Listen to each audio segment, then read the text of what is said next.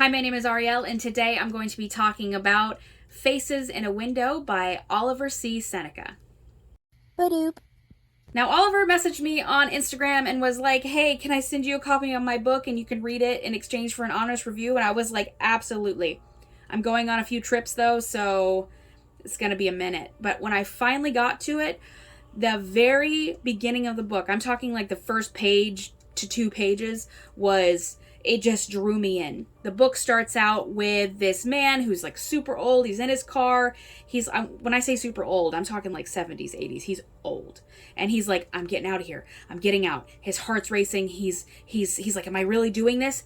And then as he's driving, he looked like behind him there are these like blackened, burnt people just hanging out in the back of his car, and he's like, oh shit. And he plows into, like, I think it was a tree, it could have been a pole, and he flies out the window and kicks it. He's gone.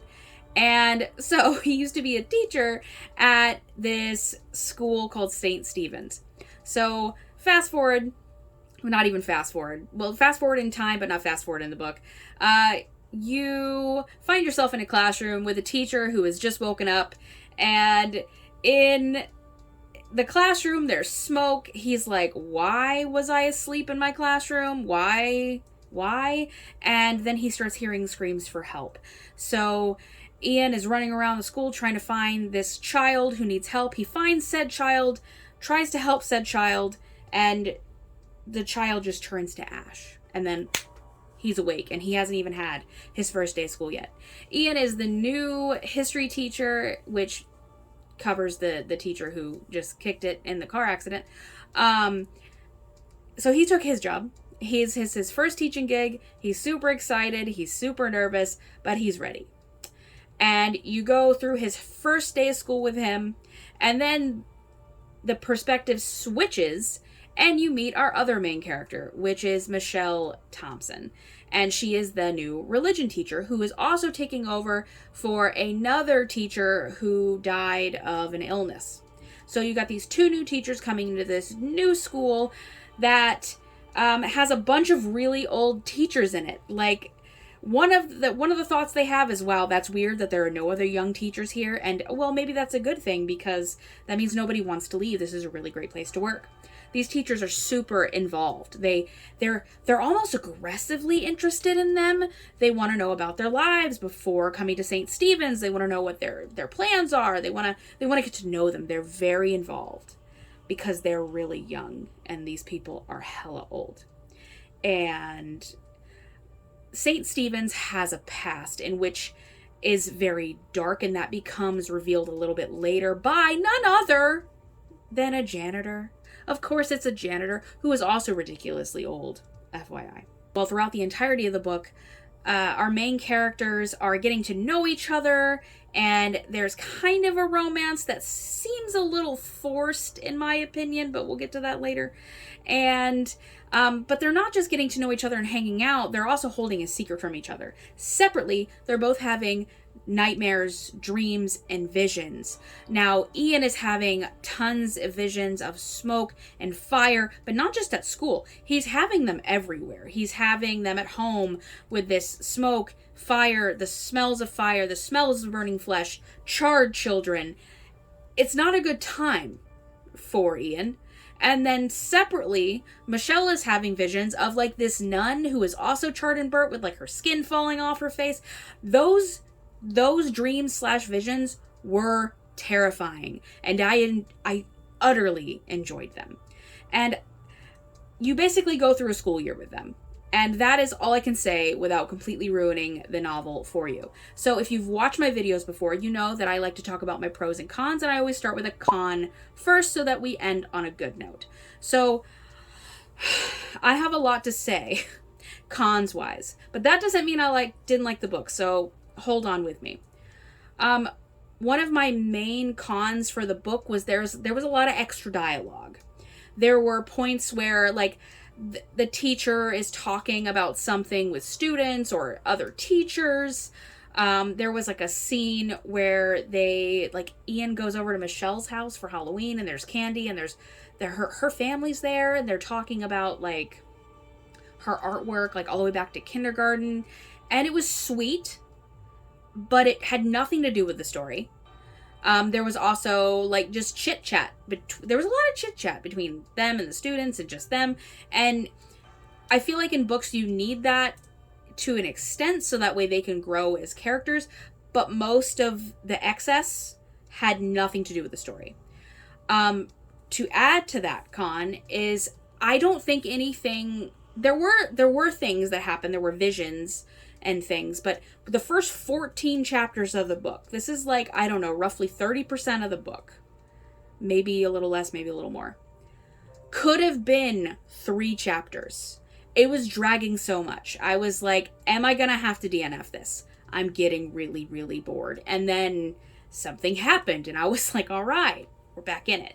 Another con that I had was that there were, I knew that it was now times because they were talking about like current music, current things happening in the world, current technology. But the way everyone acted, and I'm not just talking about the older people, I'm talking about Ian and Michelle, they were, like, it felt like this was like the 50s, and it was like Leave It to Beaver, but with scary shit. And I was like, what are we doing here? I don't know if it was meant to come off that way. Maybe it's just the town. Maybe it's because one of them was raised in the town and one of them wasn't, so I don't really know. But it felt really off-putting. Like, I was very confused on what kind of scene I should be setting in my head to go along with the book. Another con I had were specific cons per main character. So, Ian was... He was kind of dull as a person. And he didn't really have a lot of interesting things. Except for the random visions and that he eventually wanted to teach college level classes. Then there's this weird thing he talks about how he was going to propose to his girlfriend in college, but then he found out her parents had like bigger plans for him, or for her, not him, and he was just like, well, never mind. And then, okay, he's like, I'm gonna save the $500 engagement ring for someone else, and I'm like, okay, that seems a little weird. And then Michelle, she had more of a personality, and I feel like I was with her, like I felt with her, like mentally with her a little bit more, because she has anxiety.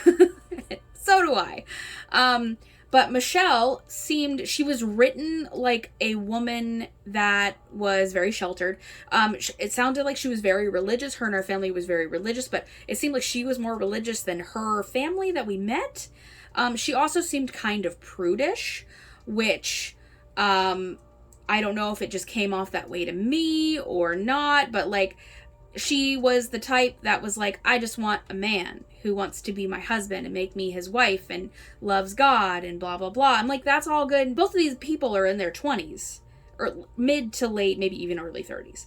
But like, they are really young in today's age, and they didn't really talk like it at all. Like, yeah, they said like occasionally or another curse sometimes, but it's just like the way she presented herself made it seem like she was one of the older people, and that was really off-putting to me as well. But I did connect with her a lot more because she had more of a personality.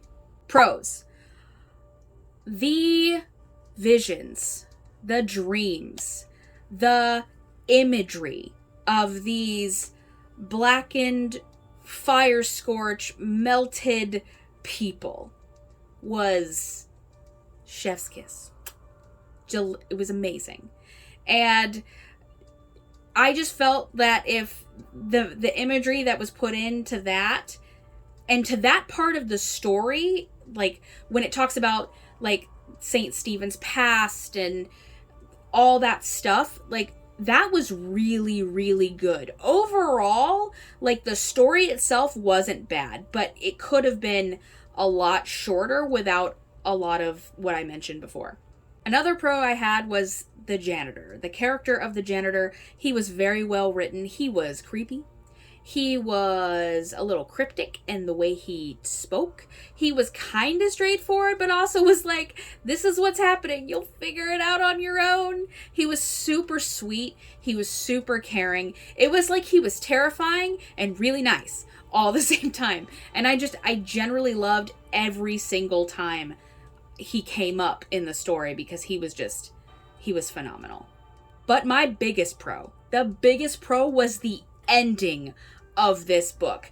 Just when I think that, it's gonna have like a horror book with a happy ending, that's like, do I want our characters to do well for themselves? Yes, of course. But when it's a horror book and it doesn't have a great, like, a yay ending, I'm normally pretty happy with that. And the ending of this book was just phenomenally done. Like, I was just, like, at the end, I was smiling. And I was super happy with what I had just read.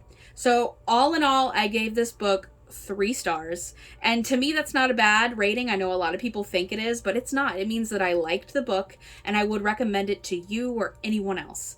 So, with my entire review in mind, why don't you go pick up the book? I will have a link down below where you can get it, and I hope you guys have a good day. Use your libraries, use your resources, read to your children, read to yourself, read to your dog. Have a good day. Bye. Or cat, or animals, or lizards, whatever you have.